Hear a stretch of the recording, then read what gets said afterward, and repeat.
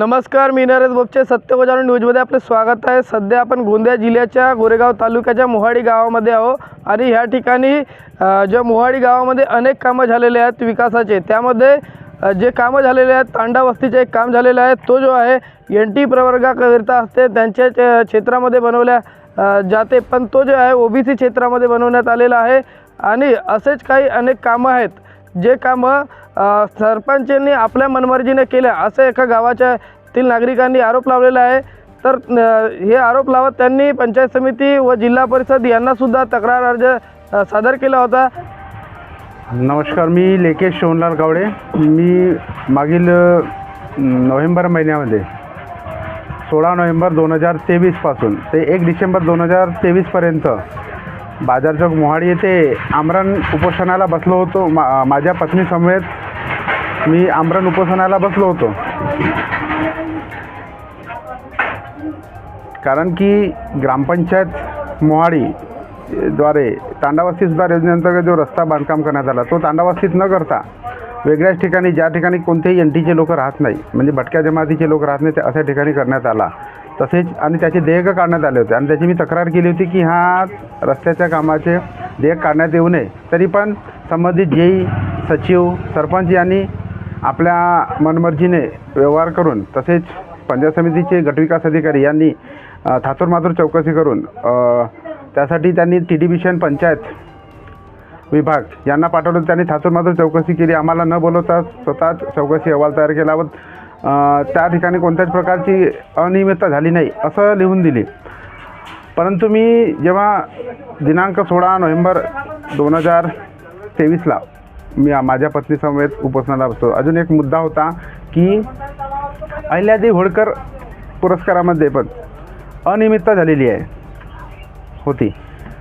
झालेली होती, त्याच संबंधाने सुद्धा उपोषण करण्यात आले होते। त्यामध्ये सुद्धा पंचायत समितीचे विकास अधिकारी, विस्तार अधिकारी यांनी तिथे पण कोणत्याही प्रकारची अनियमितता झालेली नाही असं लिहून दिलं होतं, चौकशी अहवालात आपलं स्पष्ट नमूद केलं होतं।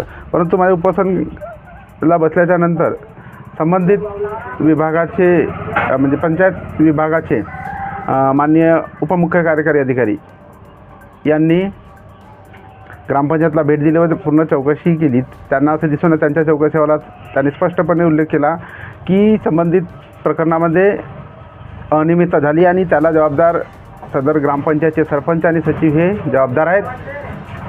तसेच तांडावस्तीच्या रस्त्याची चौकशी समाज कल्याण विभाग, महाराष्ट्र शासन यांच्यामार्फत करण्यात येते, त्यामध्ये सुद्धा अनियमितता झाल्याचे चौकशी अहवालादरम्यान समजून येत आहे। ग्रामपंचायतचे सरपंच, सचिव यांना दोषी म्हणजे त्यांनी अनियमितता केली असे आपल्या अहवालात स्पष्ट केले आहे। त्याचप्रमाणे बांधकाम विभागचे शाखा अभियंता यांनी सुद्धा आपल्या चौकशी अहवालात ज्या ठिकाणी रस्ता बनवायला पाहिजे होता त्या ठिकाणी न बनवता दुसऱ्या ठिकाणी तयार करण्यात आलेला आहे, बांधकाम करण्यात आलेलं असे नमूद केलेलं आहे। याबाबत संपूर्ण अहवाल माननीय मुख्य कार्यकारी अधिकारी श्री अनिल तत्कालीन मुख्य कार्यकारी अधिकारी अनिल पाटील यांच्याकडे सदर अहवाल रिमार्कसाठी गेला असता त्यांनी त्या अहवालावर रिमार्क केला आहे की संबंधित सचिव आणि सरपंचावर कारवाई करा असं त्यांनी रिमार्क केलं आणि आपली सही केलेली आहे। त्याचप्रमाणे आता माझा अजून एक विषय होता की ग्रामपंचायतच्या परिसरामध्ये मी त्याच तांडावस्तीच्या ग्रामपंचायतच्या अनुषंगाने सांगू इच्छितो की मला 31/1/2024ला एक पत्र मिळालं की ज्यामध्ये ग्रामपंचायत सरपंचाच्या नावानं एक पत्र होते की त्यांच्यावर ग्रामपंचायत अधिनियम महाराष्ट्र ग्रामपंचायत अधिनियमच्या 1958च्या कलम 39(1) नुसार अपात्रतेची कारवाई का करण्यात येऊ नये ह्या आणि त्याबाबतचा खुलासा 7 दिवसात खुलासा सादर करण्याचं त्यांचं पत्र होतं। तरी पण आजपर्यंत त्या पत्रानुसार कोणती कारवाई करण्यात आली। मला प्रशासनाला एवढी विनंती आहे की जर ते चौकशी अहवालामध्ये दोषी आढळून आलेले आहेत तर याच्यात अजून खुलासा मागण्याची काय गरज आहे। तर प्रशासनाने तात्काळ त्यांना पदावरून अपात्र घोषित करून त्यांना पदमुक्त करावे। तसेच ग्रामपंचायत जे सचिव आहेत त्यांच्यावर शासकीय नियमानुसार मुख्य पंचायत विभागाने त्यांच्यावर कारवाई करावी। ही चौकशी व्हायला पाहिजे, संपूर्ण व्यवहाराची चौकशी व्हायला पाहिजे। ग्रामपंचायत आजपर्यंत 2020 पासून ते आजपर्यंत पूर्ण चौकशी व्हायला पाहिजे अशी माझी प्रशासनाला विनंती आहे. सदर हा तुमचा जो प्रकरण आहे कोर्टात प्रलंबित आहे काय?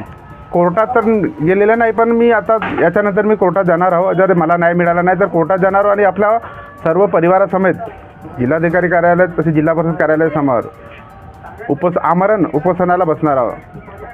जर तुम्हाला ज्याप्रमाणे गोंदिया जिल्ह्याचे मुख्य कार्यकारी अधिकारी यांनी 7 दिवसाच्या आतमध्ये अहवाल किंवा खुलासा सादर करावा असं सरपंचाला थेट माहिती दिली, तर तुम्ही किती दिवसाच्या आतमध्ये समोर काय भूमिका करणार? मी येत्या मंगळवारी म्हणजे 5 तारखेला जाऊन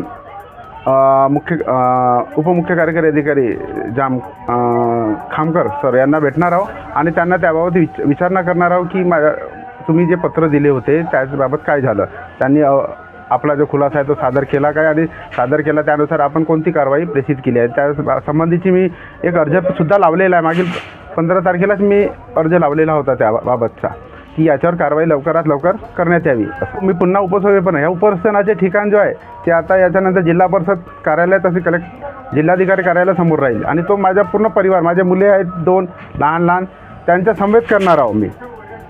तर जे आहेत आपल्यासोबत आहेत, यांनी आतापर्यंत आपली जी प्रतिक्रिया दिली ती आपण बघितल्याच आहात.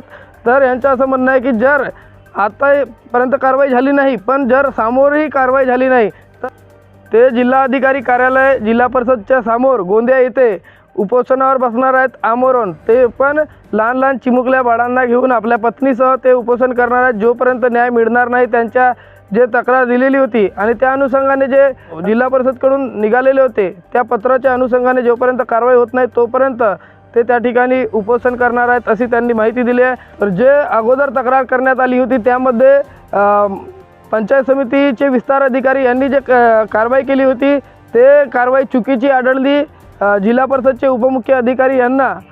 तर तशा विस्तार अधिकारीवर, त्या सरपंचावर आणि सचिवावर काही कारवाई होणार की नाही होणार हे बघायचे बाकी राहील. तर अशाच बातमी करता सत्य को जाणून न्यूजला बघत राहा. मिळूया पुढील बातमीमध्ये. तोपर्यंत नमस्कार.